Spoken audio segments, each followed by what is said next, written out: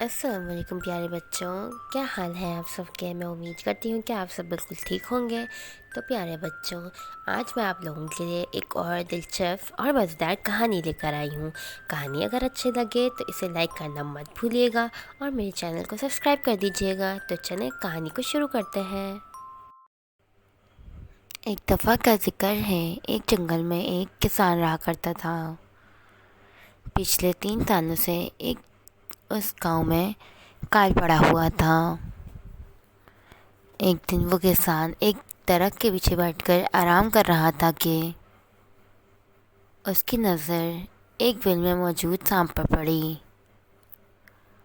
اس نے خود سے دل ہی میں سوچا کہ یہ سانپ تو یہیں رہتا ہے، میں نے اس کی کبھی خدمت ہی نہیں کی۔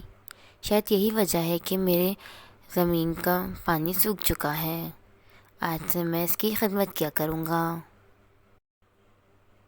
یہ سوچتے ہی اس نے ایک باؤل میں بھر کے دودھ لیا اور سانپ کے پاس گیا۔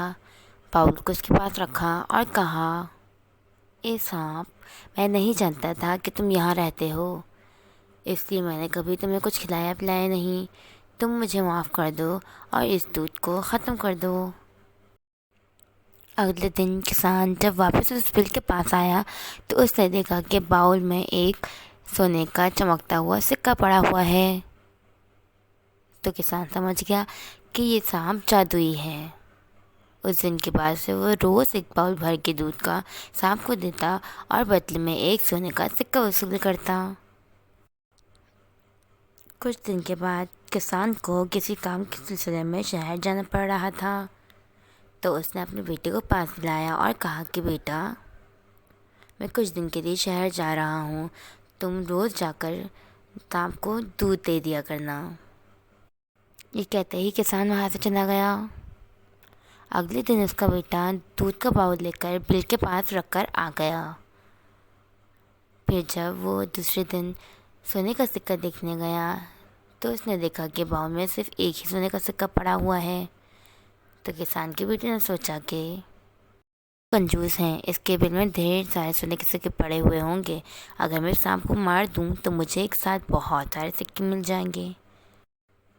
اگلے دن کسان کے بیٹے نے سانپ کو دودھ دینے گیا تو اس نے موقع پا کر ڈنڈے سے سانپ کے سر پہ مارا۔ سانپ نے غصے میں آ کے اس کو چک لگا دیا، جس کی وجہ سے وہ گمگیر حالت میں گھر پہنچا۔ اس کی ماں نے اس کا علاج کروایا۔ اگلے دن جب کسان آیا تو اس کی بیوی نے اس کو ساری حقیقت بتا دی۔ تو کسان کو سانپ پہ بہت غصہ آیا، وہ سانپ کے پاس آیا تو سانپ نے بھی اسے ساری حقیقت بتا دی۔ کسان ساری حقیقت سمجھ گیا اور اسے سانپ سے کہا کہ میں سمجھ چکا ہوں کہ میرے بیٹے نے لالچ میں آ کے یہ سب کیا ہے، میں اس کی طرف سے تم سے معافی مانگتا ہوں، تم میرے بیٹے کو بھی معاف کر دو۔